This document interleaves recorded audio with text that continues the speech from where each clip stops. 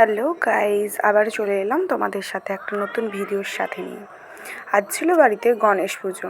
না, এটা আমার বাড়ি না, এটা হলো আমার জেঠুর বাড়ি। জেঠুর বাড়িতে প্রতি বছর মূর্তি এনেই পুজো হয়, তবে এবারে ঘটে পটেই পুজোটা হয়েছিল। প্রতি বছরই জেঠু জেঠিমা পুজোতে বসে, তবে এবারে আমার বৌদি পুজোতে বসেছিল। পুজোতে ফল, সুজি, লুচি থেকে সব কিছুরই আয়োজন ছিল, কিন্তু মিষ্টিটা যে কোথায় ছিল সেটাই খুঁজে পাচ্ছিলাম না। বামুন ঠাকুর যে কোথায় লুকিয়ে রেখেছে শেষ পর্যন্ত কিছুই খুঁজে পেলাম না। যাকগে, হয়তো শেষ মুহূর্তে পেয়ে যাবো খেতে। বাঙালি মানেই খাবার ভিডিও করব না, এটা আবার হয় কখনো? তাই চলে এলাম খাবার ভিডিও করতে। শেষমেশ দেখা গেল চচ্চড়ি ছাড়া কোনো কিছুই কমপ্লিট হয়নি, সব কিছুই রয়েছে সিদ্ধ আর ভাজা ছাড়া। আর রান্না কম করে, এটা বেশি বলে। খুন্তিটা সেই জন্যই চলছে না হয়তো। যাকগে, ওটা রান্নি নয়, ওটা হলেন আমার দাদা, আর ইনি হলেন আমার বোনপো। খেতে হলেই ছোটে বেশি। আর এখানে মনে হয় দিদি ভেবেই ছিল যে তুই খাবি না তো কি হয়েছে, আমি ঠিক প্লেট পরিষ্কার করে দেবো। আর এই দিদিটা মাথায় কি উকুন হয়েছে নাকি? যাক, ওটা ইয়ার্কি মেরে ভিডিওটা করছিলাম, ওই রকম কোনো কিছুই না। তবে পুজো বাড়ি মানেই আড্ডা, মজা, হই হুল্লোড় তো থাকবেই, আর বাচ্চাদের ছোটাছুটি। ওটা না থাকলে পুজোটা যেন অসম্পূর্ণই মনে হয়। আর এখানে আমার দিদির শরীরটা খুব খারাপ ছিল, আর আমার বৌদি পুজোতে বসেছে বলে আরেক বৌদি তার বাচ্চাটাকে নিয়ে বসে রয়েছে। এটা আমার কিউট ভাইপো। তবে আবারও চলে গেলাম একটা ছোট্ট ভিডিও করার জন্য পুজোর কাছে। তবে পেছন থেকে সেই দিদিটা বলে বসলো তার ভালো বাংলা গান চাই। তবে এটা শুধু এবারের কথা নয়, প্রতিবারে আসে, প্রতিবারই এই কথাই শুনতে হয়। কি গান লাগাবি সেটা বল।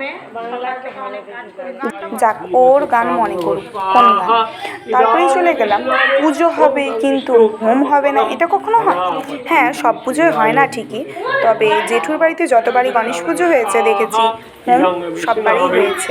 হোমের পর্ব শেষ হতেই আরতি পর্ব শুরু হয়ে গিয়েছিল। বামুন ঠাকুর পঞ্চপ্রদীপটাকে নিচে রাখলেন আর বললেন সকলের কাছে নিয়ে যাওয়ার জন্য, প্রদীপের তাপটা নেওয়ার জন্য। তবে এটাকে কি বলে আমি ঠিক জানি না, তোমরা যদি জানো তাহলে কমেন্ট করে জানিও আমায়। পুজোর আরতি ঝাঁজ, শাঁখ, খঞ্জনিতে মেতে উঠেছিল ঠিকই, কিন্তু দাদার সেই গণপতি বাপ্পা মরিয়া শ্লোকটাকেও দেয়। ঝাঁজ খঞ্জনিতেই দাদা ভাইপোকে নিয়ে একটু নাচ দেখিয়ে দিল তোমাদেরকে। তারপরে শুরু হয়েছিল বৃষ্টি। তবে বৃষ্টিটা ভীষণ পরিমাণে হচ্ছিল, আর আবহাওয়াটাও খুব সুন্দর দেখতে লাগছিল। বৃষ্টিটা বেশিক্ষণের জন্য হয়নি ঠিকই, কিছুক্ষণ হয়ে যাওয়ার পরেই থেমে গিয়েছিল। আর এখানে পরীক্ষা হচ্ছিল পিসির কাছে ভাইপো যাবে কি যাবে না। শেষমেশ যায়নি, পিসি যেই জোর করে ভাইপোকে নিয়ে নিয়েছিল। আর এখানে উপস্থিত হলো খুদে ঝাঁঝনদার, ঝাঁঝ নিয়ে উপস্থিত হলো আরতি পর্বে। তারপরেই একে একে শান্তি জল নেওয়ার জন্য সবাই এগিয়ে এলো।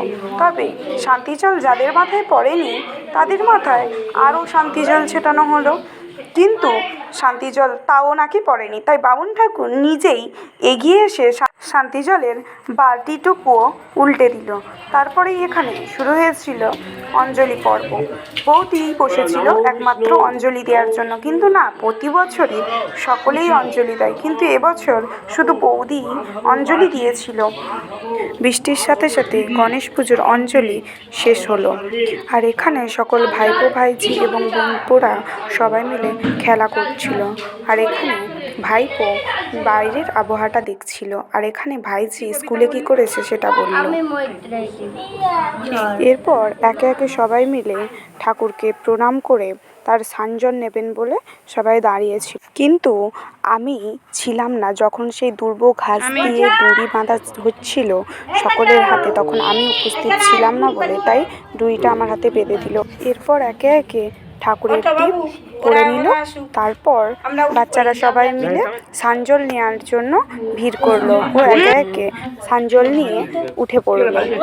এখানে সানজল পর্ব আমাদের শেষ হলো। তবে পুজোর পরেই সুতো কাটাটা হয়ে গিয়েছিল, তখন আমি আর ভিডিও করতে পারিনি, সেই জন্য বামুন ঠাকুরকে বলেছিলাম আপনি শুধু ধরে রাখুন। ব্যাস, এই ছিল আমার গণেশ পুজোর ভিডিও। যদি ভালো লাগে লাইক, কমেন্ট, শেয়ার করতে ভুলো না কিন্তু, অ্যান্ড সাবস্ক্রাইব করে দিও।